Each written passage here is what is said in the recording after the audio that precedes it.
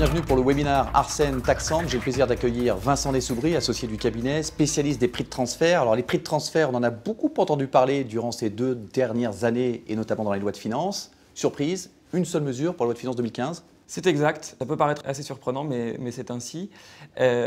Cette mesure, elle vise en fait l'augmentation de la sanction applicable en cas de défaut ou de manquement à l'obligation documentaire des grandes entreprises.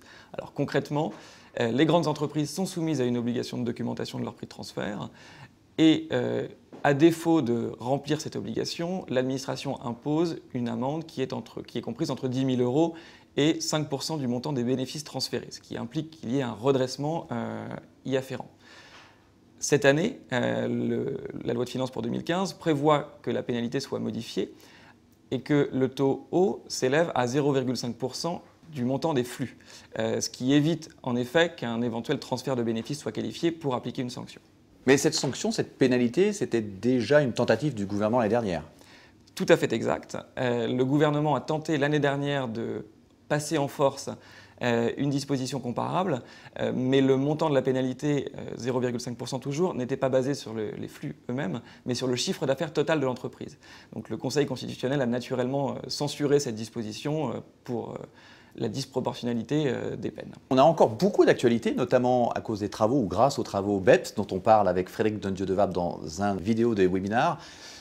Je suis quand même surpris qu'il n'y ait rien d'autre comme sujet autour des prix de transfert dans cette loi de finances. Effectivement, on pourrait considérer cet attentisme de la France, à l'instar de celui de pas mal de pays dans le monde en réalité.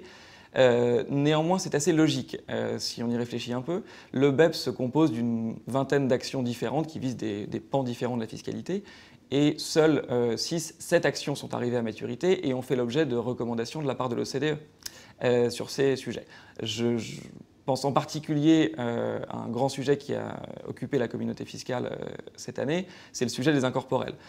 L'OCDE a enfin émis des recommandations définitives à cet égard, ce qui permet de reconnaître des méthodes classiquement utilisées comme la répartition de bénéfices. Néanmoins, il y a beaucoup de sujets avec des enjeux majeurs sur l'économie qui n'ont pas encore été traités et qui ne font pas l'objet de recommandations définitives. C'est en particulier le cas de la fiscalité et de l'économie numérique, des recommandations sur les établissements stables et des services dits à faible valeur ajoutée.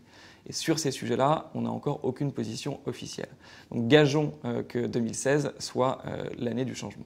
On vous donnera rendez-vous en loi de finances 2016. Merci beaucoup Vincent Dessoubry.